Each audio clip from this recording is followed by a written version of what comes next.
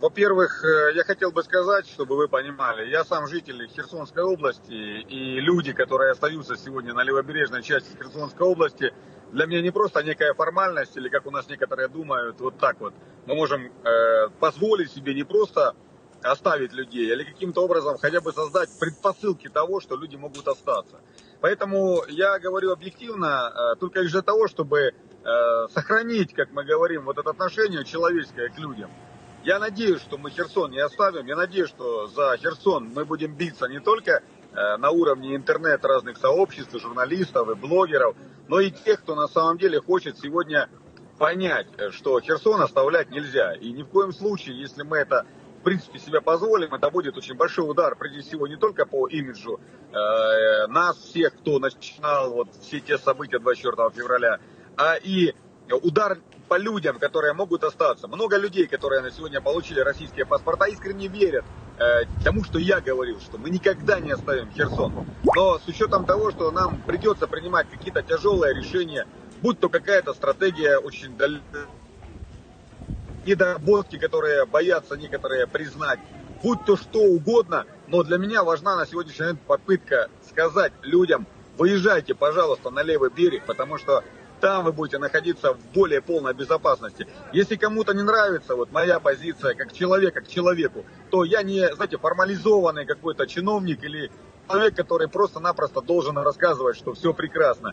Да есть у нас много вопросов, есть у нас очень много трудностей, не только в Херсонской области, да и в самой, России, скажем так, откровенно говоря, с теми, кто ждуны, с теми, кто не определился по жизни. Я определился по жизни, я человек, и для меня очень важно, как мы говорим, не только оглашение, но и умолчание. Если для нас приоритет это жизни жителей Херсонской области, жизни военных на передовой, так давайте откровенно говорить, что мы должны нести не просто ответственность за людей, но нести ответственность за свои слова. Я всего лишь предположил, только лишь для того, чтобы как можно больше людей спасти, чтобы они выехали и не оказались в лапах нацистов, которые, может быть, скажем, подчеркиваю, может быть, могут зайти в Херсон или каким-то образом попасть там под какие-то обстрелы. Ведь сегодня опять стреляли по гражданской инфраструктуре. Да, мы внутри видели. Какие-то теракты происходят, вы понимаете, что на самом деле это очень важно. Поэтому так вот такая вот моя позиция.